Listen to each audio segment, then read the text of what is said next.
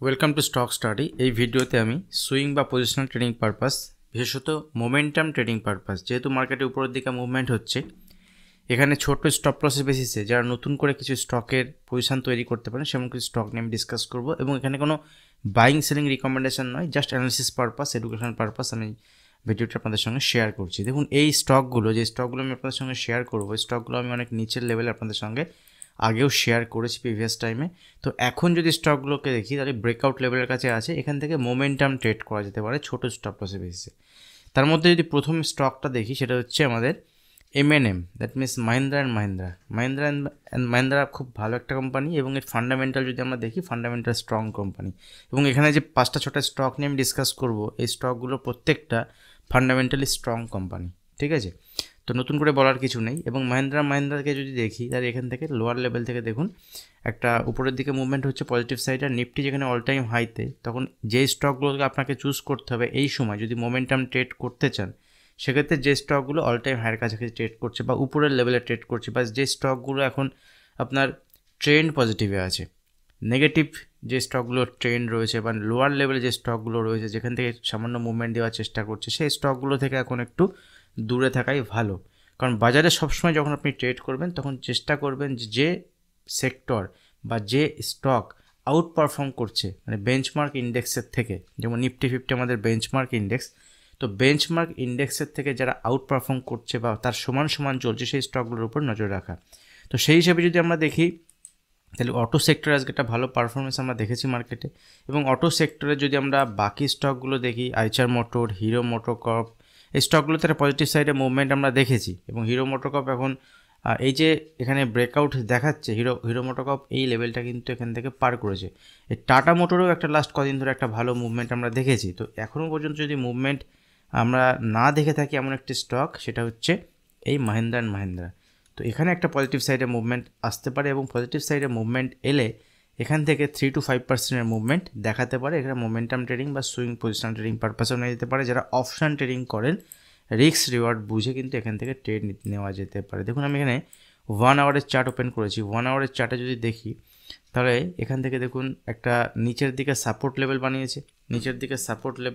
বানিয়েছে, এবং উপরের দিকে একটা রেজিস্ট্যান্স লেভেল, একটা রেজিস্ট্যান্সের জোন যদি আমি ড্র করি এখান থেকে উপরের দিকে একটা প্যারালাল লাইনের মাধ্যমে যদি একটা রেজিস্ট্যান্স জোন ড্র করি, দেখুন রেজিস্ট্যান্স জোনকে ব্রেক করে তার উপরে এখানে ট্রেড করেছে। তো এখন যদি কেউ ট্রেড এখানে নেয় বা পজিশন নিতে হয়, সেক্ষেত্রে স্টপ লস কী থাকবে? দেখুন, এখান থেকে যদি আমরা স্টপ লস ইউজ করি সেক্ষেত্রে 1.5 মানে 1.5% থেকে 2% স্টপ লস ইউজ করা যেতে পারে নিচের দিকে। অপশান ট্রেডিং যদি কেউ করেন সেক্ষেত্রে উপরের দিকে যদি মুভমেন্ট হয়, উপরের দিকে মুভমেন্ট হলে কিন্তু এখান থেকে ছোটো স্টপ লসের বেসে কাজ করা যেতে পারে, সেখানে 0.5%। যার যেমন রিস্ক নেওয়ার ক্ষমতা আছে সেই রিস্ক নেওয়ার ক্ষমতা বুঝে এখানে ট্রেড নেবেন। বাকি আমি অ্যানালিসিস আপনাদের সঙ্গে শেয়ার করছি। উপরের দিকে যদি এই লেভেলকে ব্রেক করে ফার্দার, আজকের যে হাই আছে হাইকে যদি ব্রেক করে, তাহলে উপরের দিকে এখান থেকে এখন যেখানে ট্রেড করছে 1740-এর কাছাকাছি, 1740 কাছাকাছি ট্রেড করছে, তাহলে এখান থেকে কিন্তু উপরের দিকে 1760, 1780 এইসব লেভেল পর্যন্ত দেখাতে পারে। তো নজরে রাখুন স্টকের উপরে। যদি ইন্টারডে ট্রেড করতে পারেন, ইন্টারডে ট্রেড পজিশন কিন্তু নেওয়া যেতে পারে, পজিশনের বেসিসে নেওয়া যেতে পারে। তো নিজের অ্যানালিসিস নিজে করার পরে সেখানে আপনি ট্রেড নিতে পারেন। ডক্টর রেড্ডি আরেকটি ইম্পর্ট্যান্ট স্টক। এই যদি আমরা ফার্মা সেক্টর স্টকগুলো দেখি, এই স্টকগুলোতে আমি অনেক আগে থেকে আপনাদের সঙ্গে বুলিশ ভিউ শেয়ার করে আসছি। লোয়ার লেভেলে অনেক স্টক আমরা বাই করেছি, যারা পুরানো অনেক দিন থেকে যুক্ত আছেন আমার সঙ্গে তারা জানেন। তবুও ডক্টর রেড্ডিকে যদি দেখি, আজকে একটা পজিটিভ সাইডে ভালো মুভমেন্ট দেখিয়েছে। এবং ডক্টর রেড্ডির যদি 1 ডে চার্ট দেখি, 1 ডে চার্টেও কিন্তু ডক্টর রেড্ডিতে একটা মুভমেন্ট দেখাচ্ছে। এবং দেখুন, এখানে যদি দেখি সেপ্টেম্বর অক্টোবর মাস থেকে একটা মার্কেটে এখানে একটা কারেকশান আমরা দেখেছিলাম, একটা রেঞ্জ মধ্যেই ছিল, এবং রেঞ্জের মধ্যে থাকার পরে দেখুন এখান থেকে ট্রেন্ড চেঞ্জ হচ্ছে। এই লেভেলকে যদি ফার্দার উপরের দিকে ব্রেক করে, এখান থেকে দেখুন এখন যেখানে ট্রেড করছে সেটা হচ্ছে 5890-এর কাছাকাছি, ঠিক আছে? তো এখান থেকে উপরের দিকে কিন্তু 6000-এর লেভেল দেখাতে পারে। এখন যেখানে ট্রেড করছে সেটা হচ্ছে 5850। এখান থেকে 150 থেকে 200 পয়েন্টের একটা মুভমেন্ট আসতে পারে। কারণ এখানে যদি আমরা দেখি ডক্টর রেড্ডির যে হাই, অল টাইম হাই, সেই অল টাইম হাই পর্যন্ত টাচ করতে পারে, যেটা মোটামুটি 5990 বা 6000-এর লেভেল পর্যন্ত। তো এখান থেকে একটা মোমেন্টাম ট্রেড আসতে পারে। আজকে যদি আমরা দেখি বাজারে ভলিউম সাপোর্টের একটা মুভমেন্ট হয়েছে, এবং এখান থেকে যদি উপরের লেভেল ব্রেক করে, এখান থেকে মোটামুটি 2% যদি এখানে 100 পয়েন্ট বা 150 পয়েন্টের মুভমেন্ট হয়, তাহলে 2 থেকে 3%-এর মুভমেন্ট কিন্তু এখান থেকে 2-1 দিনের মধ্যে দেখাতে পারে। তো তখনই ট্রেড নেওয়া যাবে যদি এখান থেকে আজকের যে হাই আছে হাইকে ব্রেক করে আর নিচের দিকে এখান থেকে 1 থেকে 1.5% স্টপ লস ইউজ করা যেতে পারে। এর সঙ্গে সঙ্গে আরেকটা ফার্মা সেক্টর স্টক যদি দেখি, সেটা হচ্ছে ডেভিস ল্যাব। এই ডেভিস ল্যাবের এই চার্টটা কিন্তু আমি আপনাদের সঙ্গে শেয়ার করেছিলাম পাবলিক টেলিগ্রাম চ্যানেলে। এই সেম চার্ট 2 দিন আগে শেয়ার করেছিলাম এবং সেখান থেকে দেখেছি একটা ডেভিস ল্যাবে উপরের দিকে মুভমেন্ট দেখিয়েছে এবং এই উপরের দিকে যে মুভমেন্ট হয়েছে, দেখুন এখান থেকে যদি আমরা দেখি বেশ কিছুটা উপরে মুভমেন্ট হয়েছে, এখানে 2 থেকে 3%-এর মুভমেন্ট অলরেডি দেখিয়েছে। তো এখান থেকে যদি পজিটিভ সাইডে মুভমেন্ট দেখায়, দেখুন যে লেভেলে ব্রেকআউট হয়েছে, এই ব্রেকআউট লেভেলতে যদি দেখি আমরা এখান থেকে মোটামুটি 3%-এর মুভমেন্ট হয়েছে। তো এখান থেকে উপরের দিকে একটা মোমেন্টাম ট্রেড দেখাতে পারে, যেখানে এখন তার প্রিভিয়াস হাই যেটা ছিল আগস্ট মাসের হাই, সেই হাইয়ের কাছে ট্রেড করছে। ফার্দার যদি এই লেভেলকে ব্রেক করে তাহলে এখান থেকে আরও 2 থেকে 3%-এর মুভমেন্ট এখানে দেখাতে পারে। সেক্ষেত্রে উপরের দিকে কিন্তু একটা কন্টিনিউ মুভমেন্ট হতে পারে এবং এখানে 4000-এর নেক্সট টার্গেট, ঠিক আছে, 4000-এর লেভেল যদি ব্রেক করে 4100 লেভেল পর্যন্ত দেখাতে পারে। ছোটো স্টপ লসের বেসিসে 1 to 1.5% স্টপ লসের বেসিসে কাজ করা যেতে পারে। এই ফার্মা সেক্টর স্টকগুলোতে একটা প্রবলেম কী আছে, যে কোনো সময় যে কোনো প্ল্যান্টে এদের ভিজিট হয়। তো ভিজিট হওয়ার পরে সেখানে কিছু রেজাল্ট মানে দেয় যারা ভিজিট করেন। যেমন ইউএসের কিছু এজেন্সি আছে যারা এই ফার্মা সেক্টর বিভিন্ন প্ল্যান্টে যেখানে ওষুধ তৈরি হয়, মেডিসিন যেখানে তৈরি হয় সেখানে কিন্তু ভিজিট করে। তাদের অ্যাকচুয়ালি কন্ডিশন কী আছে, তারা যে ওষুধ সাপ্লাই করছে তার সব কিছু ঠিকঠাক আছে কি না, এগুলো তারা পরীক্ষা নিরীক্ষা করার মাধ্যমে একটা রিপোর্ট দেয়। অনেক সময় দেখা যায় ওই রিপোর্টের কিছু খারাপ রেজাল্ট আসে, তারপর দেখবেন সেখান থেকে ফার্মাসিটির কিছু স্টকে মাঝে মাঝে ফল আসে, আবার ফল এলেও কিন্তু আবার দেখবেন পরবর্তীকালে সেরকম মুভমেন্ট উপরের দিকে হয়। রিসেন্টলি যেমন সিপ্লাতে একটা মুভমেন্ট আমরা দেখেছিলাম এরকম। তো এরকম ডেভিস ল্যাবে মাঝে মাঝে এরকম আসে।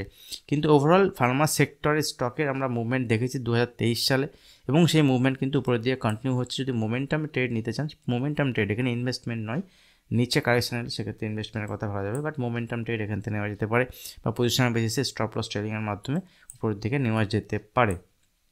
এর সঙ্গে সঙ্গে অ্যাপোলো হসপিটাল, আজকে অ্যাপোলো হসপিটাল একটা ভালো মুভমেন্ট হয়েছে, লাস্ট 2 দিন ধরেই মুভমেন্টটা চলছে। তো অ্যাপোলো হসপিটালের ক্ষেত্রে যদি আমরা দেখি, এর অল টাইম হাই দেখুন 6000-এর কাছাকাছি, ঠিক আছে।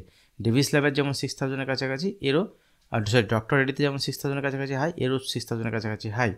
তো যদি এখান থেকে এখন ট্রেড করছে ধরুন 5750-60-এর কাছাকাছি, তো যদি আগামীকাল এই লেভেলকে ব্রেক করে তাহলে কিন্তু উপরের দিকে একটা পসিবিলিটি আছে যে এখান থেকে মোটামুটি 200-250 পয়েন্টের মুভমেন্ট উপরের দিকে দেখাতে পারে। সেক্ষেত্রে 6000 টার্গেট না হলেও 5950 মানে 5950-এর টার্গেট পর্যন্ত দেখাতে পারে।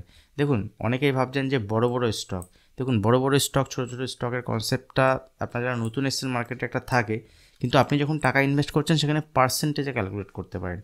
পার্সেন্টেজে ক্যালকুলেট করা মানে ধরুন আপনি যদি 100 টাকার স্টক বাই করেন, সেক্ষেত্রে 10% বা 5% মুভমেন্ট হলেও যদি আপনি 100 টাকার স্টক যদি আপনি ধরুন 1000টা বাই করেছেন বা 100টা যদি বাই করে থাকেন, 100টা বাই করলে এখানে কত টাকা হচ্ছে, এখানে হচ্ছে আপনার 10,000 টাকা।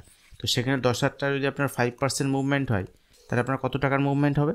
10,000 টাকা 5% মুভমেন্ট হলে আপনার 500 টাকার মুভমেন্ট হবে, ঠিক আছে। তো 500 টাকা যদি আপনার মুভমেন্ট হয়, আর যদি আপনি এখানে 10,000 টাকা দুটো স্টক কেনেন, 10,000 টাকার দুটো স্টক যদি কেনেন, সেখানে যদি 5% মুভমেন্ট হয় তাহলে কিন্তু আপনার এই 500 টাকাই হবে।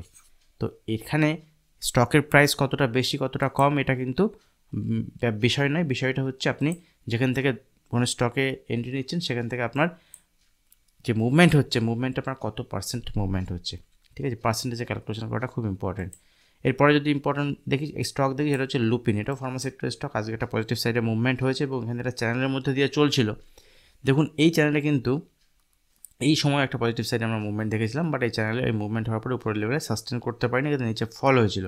এবারও সেম দেখুন এই চ্যানেলকে ব্রেক করেছে, চ্যানেলকে ব্রেক করার পরে আবার উপরের দিকে একটা মুভমেন্ট দেখিয়েছে। তো এখান থেকে মোমেন্টাম ট্রেড হতে পারে, খুব বড় এখান থেকে স্টপ লস থাকবে না, যেহেতু আজকের দিন একটা বড় ক্যান্ডেল তৈরি হয়েছে। সেই জন্য আমরা এই চার্টের ক্ষেত্রে 1 আওয়ারের চার্টে চলে যাব। 1 আওয়ারের চার্টে গিয়ে এখান থেকে দেখুন মোটামুটি 1 to 1.5%-এর মুভমেন্ট যদি আমরা দেখি নিচের দিকে, এই ক্যান্ডেল লোকে আমরা স্টপ লস ইউজ করা যেতে পারে। এখান থেকে স্টপ লস করে এখান থেকে পজিটিভ সাইডে মুভমেন্টের জন্য প্লে করা যেতে পারে। তো মনে রাখবেন স্টপ লস ট্রিগার হলে কিন্তু এখান থেকে এক্সিট হয়ে যাওয়াই ভালো হবে। তো এই ভিডিওতে আমি জাস্ট আপনাদের সঙ্গে অ্যানালিসিস শেয়ার করছি, লার্নিং পারপাস, এডুকেশন পারপাস। আপনি যখন ট্রেড করবেন আপনার অ্যানালিসিস আপনি নিজে করবেন, অথবা আপনার যে অ্যাডভাইজার আছে তার সঙ্গে কথা বলার পরে আপনি ট্রেড নেবেন। আরবিএল ব্যাংক আরেকটা important stock, banking sector stock. এই নিফটিতে দেখুন এখান থেকে যদি আমরা 1 ডে চার্টে দেখি, দেখুন 1 ডে চার্টে কিন্তু এখান থেকে কারেকশান হয়েছিল, ঠিক আছে, এবং কারেকশান আসার পরে দেখুন যেখান থেকে ব্রেকআউট হয়েছিল স্টক সেই লেভেলের কাছেই কিন্তু এখানে এসে এখান থেকে উপরের দিকে একটা বাউন্স আসছে। তো জেনারেলি আমি আপনাদের সঙ্গে শেয়ার করি যে ফার্স্ট যে এখান থেকে পুল ব্যাক হয় সেটাকে সবসময় অ্যাভয়েড করতে। দেখুন এখান থেকে সেকেন্ড টাইম আবার নিচে এসছে, নিচে আসার পরে কিন্তু উপরের দিকে মুভমেন্ট দেখাচ্ছে। তো যদি এখান থেকে আবারও নিচে আসে, এই লেভেলের কাছে আসে, তো সেখানে এই যে লেভেল মানে 255 যে লেভেল, এই লেভেলের নিচে থাকলে স্টক উইক হয়ে যাবে। তখন এই লেভেলের উপরে হোল্ড করছে, তো তখন ঠিক আছে, এখান থেকে বেস্ট বাইং অপরচুনিটি হবে যদি এখান থেকে এই লেভেলকে ব্রেক করে। দ্যাট মিনস আজকের যে হাই আছে এটা যদি ব্রেক করে তাহলে এখান থেকে একটা বাইং অপরচুনিটি হবে, কিন্তু বেস্ট বাইং অপরচুনিটি তখন হবে যদি এখান থেকে 280 লেভেলকে ব্রেক করে, তাহলে উপরের দিকে কিন্তু 310 টার্গেট আগামী দিনে দেখাতে পারে। স্টকের উপর নজর রাখতে পারে। নিচের লেভেলে আছে, এখান থেকে কারেকশান হয়েছে, এখান থেকে যে লেভেলে ব্রেকআউট হয়েছিল ব্রেকআউট লেভেলের কাছে রিটেস্ট করতে এসছে। তো এই স্টকটার উপরে আপনি নজর রাখতে পারেন। এখান থেকে কিন্তু স্টকে একটা পজিশান নেওয়া যেতে পারে। এখান থেকে যদি আমরা দেখি RSI কেউ এখানে একটা উপরের লেভেল থেকে প্রফিট বুকিং হয়েছে, নিচে 50-র কাছে RSI, উপরের দিকে মুভমেন্ট হচ্ছে, 60-কে ক্রস করলে উপরের দিকে একটা পজিটিভ সাইডে মুভমেন্ট আগামী দিনে দেখাতে পারে। বাট একটা রিভার্সাল কাইন্ডের সেট আপ এখানে তৈরি হয়েছে। ভিডিও যদি ভালো লাগে, ভিডিও যদি হেল্পফুল হয়, অবশ্যই ভিডিওতে লাইক করবেন। আর এখনও যা চ্যানেল সাবস্ক্রাইব করেনি, চ্যানেল সাবস্ক্রাইব করে বেল আইকন প্রেস করবেন। সেক্ষেত্রে আগামী দিনে যখন কোনো নতুন ভিডিও আপলোড করব আপনার কাছে নোটিফিকেশন পৌঁছে যাবে। আজ ভিডিও এখানে শেষ করছি, দেখা হবে নেক্সট ভিডিওতে। ধন্যবাদ।